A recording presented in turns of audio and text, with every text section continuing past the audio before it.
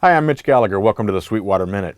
It's the end of 2011, and this has been an incredible year for new gear. I've had a chance to check out a lot of great products during the course of the year. You've seen some of them in the different Sweetwater Minute videos, the demos that we've done here, written about a lot of them in Sweet Notes. Basically, I had a chance to check out a lot of great new things. So for this episode of the Sweetwater Minute, I thought I'd bring you my top 10 picks for the gear of 2011. In no particular order, let's dive right in.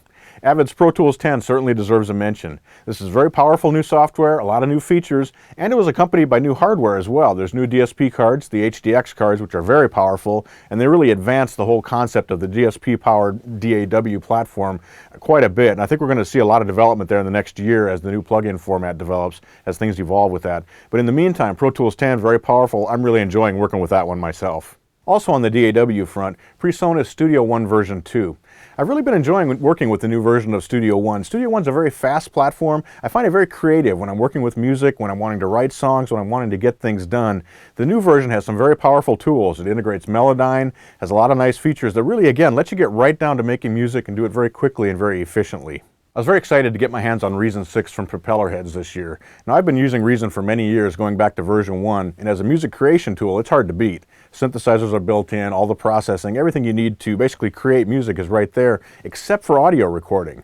Now, they had a separate program, Record, that did DAW-style audio production, but again, it was a separate piece of software. With Reason 6, they've integrated those two platforms together. So now you have the whole thing right in one package. You can do your audio production, you can do your music creation all in one place. A lot of very powerful synthesizers and processors. It's a great tool for making music. There have been a ton of new pedals that have come out this year, but one that really caught my eye was Eventide Space. Now, you'd think this was just a reverb pedal with a name like Space, but it does so much more. There are all these algorithms that have come from the different processors that Eventide has, very high-end algorithms they brought in, so you can do things like tremoloed reverb, lots of different spatial effects. You can do incredible things with your guitar tone or with any signal you want to run through it. It's really a killer pedal. Roland released a number of very interesting products this year, such as the V Grand and their RMix software, but the one that really stood out for me was the Jupiter-80.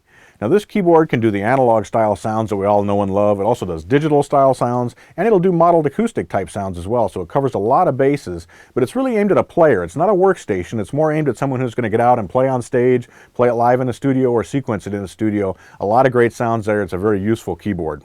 Also on the keyboard front, Korg released the Kronos. Now, this is a workstation. It's designed to basically be a complete production station right inside one keyboard. Has a number of different synthesis styles in it, can produce any kind of acoustic sound, electronic sound, a very useful centerpiece for a live rig or for a studio rig.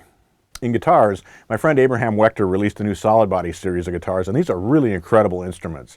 Mahogany backs, maple tops, rosewood fingerboards, 24 frets, 2 humbuckers, and there's a ton of different electronic switching options in there. Some of these models have up to 40 sounds built in, so you can really get a lot of different tonal colors from them. They play great because they've been plecked, they sound great, they look great, really nice instruments. One of the great gear collaborations this year was between two legendary designers, Dave Smith and Roger Lynn.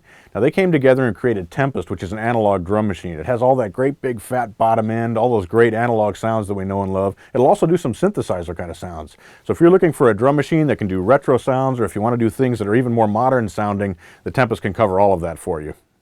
One of the great stories this year really isn't about a single piece of gear, but about a whole family of gear. And I'm talking about the iOS family of equipment. So things like the iPad, the iPod Touch, and the iPhone.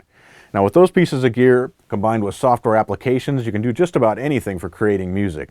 Whether you're controlling a mixer, if you want a tuner, you want a metronome, you want a sequencer, you want a synthesizer or a drum machine, between those apps and the hardware add-ons, things like the IPB-10 from Digitech, which is a pedal board for guitar players, or the I/O dock from Alesis, which lets you take your iPad straight into the studio and use it as a centerpiece for your recordings, you can really put together a system that can allow an amazing amount of creative work.